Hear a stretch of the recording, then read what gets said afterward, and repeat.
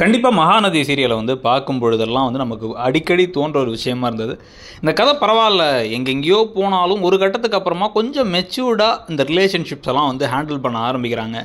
ஒரு முன்னாடி காதலை பத்தி, அதாவது பழைய காதல் நினைவுகளை பத்தி ஒரு பெண்ணும் ஆணும் வந்து ஒரு நாள் உட்காந்து பேசுறது அப்படிங்கிறதுலாம் வந்து அவ்வளோ ஈஸியா சீரியல்ல காமிக்கிற ஒரு விஷயம் கிடையாது. ஆனால் அதை காமிச்சு அதையும் அந்த வசனங்கள்லாம் நல்ல மெச்சூர்டாகவே எழுதி கொண்டு போனாங்க. அதுக்கப்புறம் என்ன ஆச்சுன்னே தெரியல. அந்த கொடைக்கானலில் முதல்ல போயிட்டு காவேரியும் விஜயும் கொஞ்சம் க்ளோஸ் ஆனதுக்கப்புறமா திருப்பி கீழே வந்து கொஞ்சம் லைட்டாக கதை நல்லா போகுதுன்னு நினைக்கும் பொழுதே இந்த நிவின் யமுனா பிரச்சனை ஒன்று, அதில் காவேரி கூமுட்டத்தனமான சில விஷயங்கள் செஞ்சது, விஜய் அதை விட கிறுக்குத்தனமான சில விஷயங்கள் செஞ்சது அப்படின்ட்டு அந்த ஹீரோயின் மேலேயே நமக்கு ஒரு நன்மதிப்பு போன மாதிரி ஆயிடுச்சு.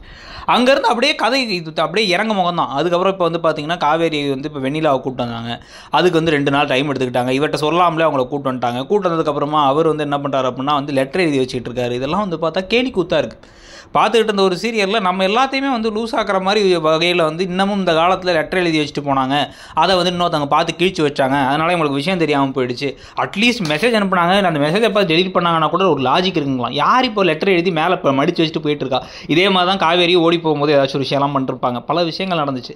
இப்போ எல்லாத்துக்கும் சேர்த்து ஒரு கட்டத்தில் கங்கா வந்து இங்கே நடக்கிறதெல்லாம் ஒன்றும் சரியில்லைன்னு கோவப்படுறது, இதே மாதிரி காவேரியும் கோவப்படுறது, காவேரி புரிஞ்சுக்கலையோ நினச்சி திருப்பி விஜய் கோவப்படுறது, ஒரு கட்டத்துக்கு மேலே வந்து காவேரி நீங்களே சந்தோஷமாக இருந்துங்க அப்படின்னு கிளம்பி ஊரை விட்டு ஓடி போகிறது, அப்புறமா விஜய் அவங்கள துரத்திட்டு போகிறதுன்னு கதை போகிறத பற்றியும், இதுதான் இறுதி காட்சிகளாகவும் இருக்க போகுதுங்கிறத பற்றியும் உங்கள் கருத்து என்னங்கிறத சொல்லுங்கள்.